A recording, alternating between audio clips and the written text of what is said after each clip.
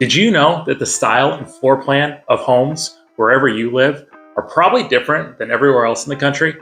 Hey everyone, Kyle Anderson with Liberty Core Real Estate.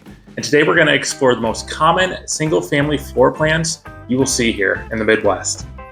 We are going to focus on the functional style of the home and not the architectural style like Victorian, Cape Cod, Tudor. We'll do that in another video. One thing to remember are the names of these floor plans may differ from region to region.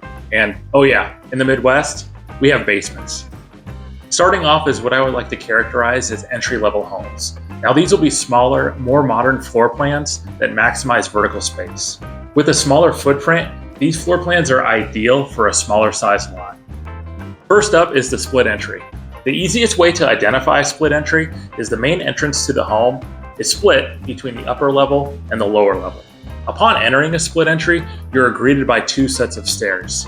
You have to make a decision on if you're going to go up or down. One benefit of the split entry is most of your living area is on that upper level. Your kitchen, your living rooms, your bedrooms, your bathrooms. While the lower level, especially on modern split entries, is split between a garage, while the other half is a utility room and a little bit more living space. Although the split entry is one of the more affordable floor plans we have in the Midwest, it does lack in square footage and has almost no storage space. Next up, and I like to bundle these two together because honestly, nobody really knows the difference. A multi-level and a tri-level. Just like in the split entry, you will not find a full flight of stairs in either of these homes. But instead of those two sets that you see in the split entry, there'll be 3 or more flights of stairs throughout the home. Bedrooms and bathrooms tend to be on a different level than your kitchen, dining, and living rooms, and unlike the split entry, where the upper level is directly above the lower level, on the multis and tris, the levels are staggered. Typically at a little bit higher price point than split entries, multi and tri levels have a little bit more square footage and a little bit more room for storage. The next styles you'll see here in our neck of the woods are the retired floor plans. These are almost extinct from new construction, but are plentiful across the region. Starting with the raised ranch, one of the most popular floor plans between the 1940s and the 1970s. How I like to visualize the raised ranch is just like a split entry, where the upper level is above the lower level, but instead of those flights of stairs that you're greeted with when you walk into a split entry, that flight of stairs moves outside of the house and is a full flight from the garage level to that upper level. Although some raised ranches do include a lower level entry. Just like the entry-level homes mentioned earlier, raised ranches maximize vertical space and are pretty affordable. Okay, for this next one, we are going up to the tall 2.5-story home. Side note, I actually grew up in one of these. From the front of a 2.5-story home, you'll notice 3 distinct levels of windows, steeped pitch roofs, and towering chimney stacks. Essentially a 2-story home with an added walk-up half-story attic. Historically used for storage, a lot of these have been finished off for added livable space. If you ever find yourself in one of these half-story unfinished attics, you might spot the old wood board roof sheathing or the knob and tube electrical wiring.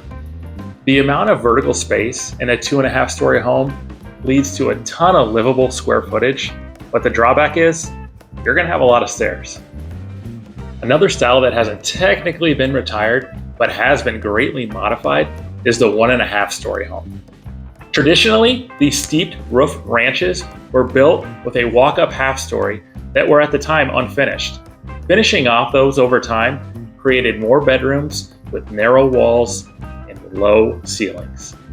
As we arrive at our timeless floor plans, what better way to transition than the modified, modern 1.5-story home? With a much larger footprint than the traditional 1.5-story, these modernized 1.5-story homes might be the most expensive to build.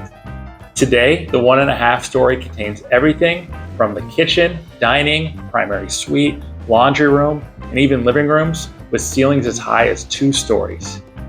On the upper level, unlike the traditional style, you'll find an assortment of bedrooms, bathrooms, and flex spaces, like you would on a 2-story home. Speaking of 2 stories, this brings us to our next floor plan.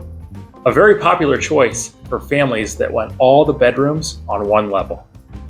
What is interesting about the 2-story is you can probably guess what era it was built in by where the laundry room is.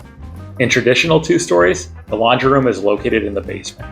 By the mid-1980s, builders decided to move that laundry room to the main level for convenience.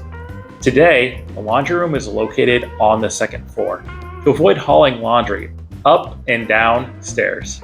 Another side note, that 2.5 story that I grew up in had something called a laundry chute. Google it. I got all kinds of things stuck in that. And finally, we arrive at the oldest and most popular floor plan in history, the ranch, or one-story home. With the largest footprint of any other floor plan, the size of the ranch is only bounded by the amount of land you have to build it on. Modern styles of the ranch have added an attached garage and an open concept style of living. Just like the two-story, the laundry room has evolved from the basement to the main floor. The ranch has stood the test of time and continues to be the most sold floor plan of new and pre-existing homes in the Midwest. The ranch style will account for nearly half of all homes sold this year. I don't know why, but when I was a kid, I used to draw floor plans all the time. I would sketch out the entryway, the kitchen, the bedrooms, imagine myself walking through it and how it would flow. I would love to hear what floor plan you live in.